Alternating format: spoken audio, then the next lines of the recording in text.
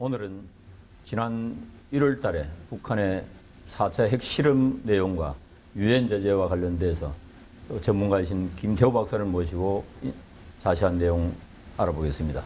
박사님, 고맙습니다. 안녕하세요. 박사님, 지난 1월 6일 날 북한이 4차 핵실험을 했는데 북한은 수소폭탄을 실험했다고 그랬습니다. 또 그것이 우리 정부나 이 전문가들은 아니라고 이렇게 판단을 하고 있는데 수소폭탄이 아니면 뭐 큰 문제가 없는지 이런 일본 여론들도 있는데 어떻게 생각을 하십니까? 네, 핵무기는 아시다시피 1세대 원자폭탄, 2세대 수소폭탄 이렇게 진화가 되어 왔죠. 예. 근데 이제 1945년에 일본 히로시마 나가사키에 떨어진 폭탄은 1세대 원자폭탄이죠. 예. 그것만 해도 20만 명 이상을 적사시키고 일본을 항복하게 만들었고 이후에도 많은 사람들이 계속 후유증으로 죽었습니다. 예. 굉장히 무서운 무기죠. 예, 그렇죠. 근데 이제 수소폭탄이 되면 그보다 수백 배 더 무서우니까 말할 것도 없겠죠. 근데 이번에 북한이 실험한 것이 여러 가지 정황으로 볼 때 수소폭탄이 아닌 것으로 이렇게 이해는 되지만 그러나 그 중간쯤에 해당하는 1.5세대쯤에 해당하는 전폭 분열탄일 가능성이 꽤 높고요. 예. 그거는 결국 수소폭탄 문턱으로 가는 그런 중간 단계에 있는 폭탄이다 이렇게 얘기할 수 있는데 설령 수소폭탄이 아니다 하더라도 예. 핵무기는 워낙 무서운 것이기 때문에 수소폭탄이 아니었으니까 문제가 없다 그런 얘기는 곤란하고요. 만약 그런 얘기가 맞으려면요 이런 얘기도 맞아야 되죠. 강도가 기관총을 들고 올 줄 알았는데 소총만 들고 왔다. 그러면 괜찮은 건가? 예. 이렇게 그런 말이 맞겠습니까? 예. 좋은 비교인 것 같습니다.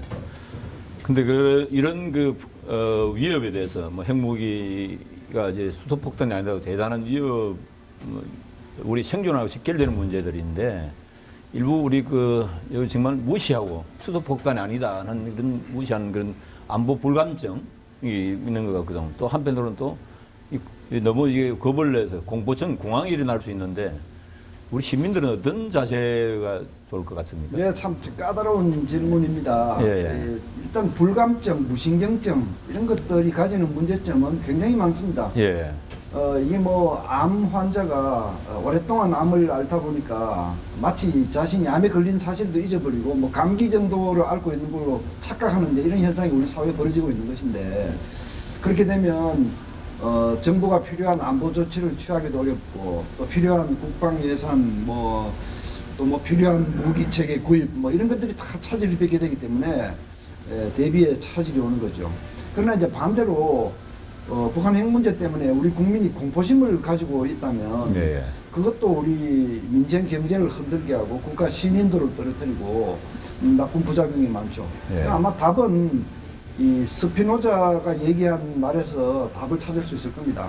스피노자라는 철학자는 내일 지구 종말이 오더라도 오늘 사과나무를 심겠다 이렇게 얘기하지 않았습니까? 예. 마찬가지로 우리 시민은 선진 시민이라면 북핵 문제가 가지는 심각성에 대해서 충분히 냉정하게 이해를 하고 국가가 취하는 안보 조치에 공감하면서도 그러나 또 자기가 하고 있는 일에 대해서는 차분히 본인의 자세에 임하는 냉정하게 북핵을 위협을 인정하지만 자기 본업에 대해서는 차분하게 침착하게 임하는 이런 자세, 그것이 아마 선진 시민의 자세가 아닐까 그렇게 생각합니다. 좋은 말씀 감사합니다. 북한의 핵실험 관련돼가 유엔 안보리 제재가 지금 되고 있고 각 국가마다 개별적인 제재가 되고 있지 않습니까?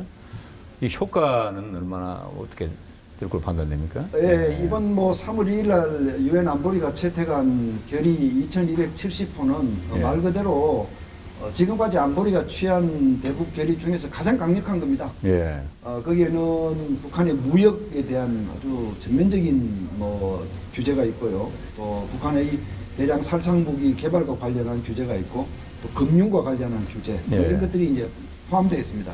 무역과 관련해서는 북한과의 무역을 원칙적으로 규제 금지하는 조치가 들어 있고요. 또 북한을 입출입하는 모든 선박들을 검색한다든지 또 북한의 항공유, 비행기가 쓰는 기름을 제공하지 말자든지 예. 이런 규제들이 포함되어 있고 금융 규제와 관련해서도요. 기본적으로 북한과의 모든 금융 관계를 사실 차단하고 있습니다. 이 규제가 제대로 이루어진다면 북한이 해외에 두고 있는 은행들, 뭐 각 지사들 이런 것들이 다 폐쇄되어야 할 만큼 굉장히 강력합니다. 그리고 북한에서 이 핵무기 또 미사일을 만드는 것과 관련된 기관들, 개인들, 단체들 이런 것들이 다 제재 대상으로 망라되어 있어서 네. 굉장히 강력하다 이렇게 말씀드릴 수 있고, 이것이 제대로 작동이 되기만 한다면 북한 정권은 상당한 압박을 느끼지 않을 수 없다. 일단 그렇게 볼 수 있습니다. 예, 그런 충분한 그 압박 효과가 있다는 말씀인데, 그러나 그 명점이 아니겠습니까? 지금 예컨대 중국이 이제 주로 중심이 돼서 제재가 되고 있는데, 이 어떻게 그거는 특별한 뭐 어떤 구멍 같은 건 없을까요? 그대로 효과가 그대로 나타나겠습니까? 예, 바로 이제 그 점이 문제인데요. 북한이 외화를 조달해서 그 외화를 가지고 핵무기도 만들고 미사일도 예. 만들고 이제 이런 나쁜 일들을 많이 하는 건데요. 북한이 외화를 조달하는 그 근본적인 소스들을 보면 이제 되게 무역을 통해서 외화를 벌고 또 해외 노동자들을 보내서 예. 거기에서 임금을 따먹는 이런 형식으로 외화를 벌기도 하고, 해외 뭐 식당을 운영하기도 하고, 마약, 밀수 뭐 사실 이제 이런 것들을 통해서 외화를 지금까지 가득해 왔는데, 이 무역 제재에 있어서 이 북한이 가장 주종으로 수출하는 광물 수출, 예. 이제 이런 것들을 전면적으로 금지를 하기는 했지만, 이게 핵무기 미사일 개발과 직접 관련이 없는 민생용이라고 판단하는 것은 예외가 되어 있습니다. 예. 그리고 또 지금까지 북한이 매년 중국이 북한에 50만 톤 정도의 석유를 공급해 왔고, 이것이 북한 정권의 생존 수단이 되어 왔는데, 이 석유에 대한 전면 규제가 이루어지지 않았습니다. 예, 예. 이제 이 항공유, 비행기 기름만 규제를 금지를 한 것이죠. 예. 해외 인력 송출 이런 문제도 제재 대상에 넣지를 않았거든요. 그래서 만약 북한의 주 무역 대상국인 중국이 이런저런 핑계를 대서 예. 이 구멍을 뚫고 나간다면 대북 제재가 유야무야될 가능성도 없지 않다. 예. 그런 것들이 우리 모두가 지금 가지고 있는 걱정입니다. 예, 아주 좋은 말씀 감사합니다. 그 북한이 이제 핵무장하는 기존 사실화돼 있지 않습니까?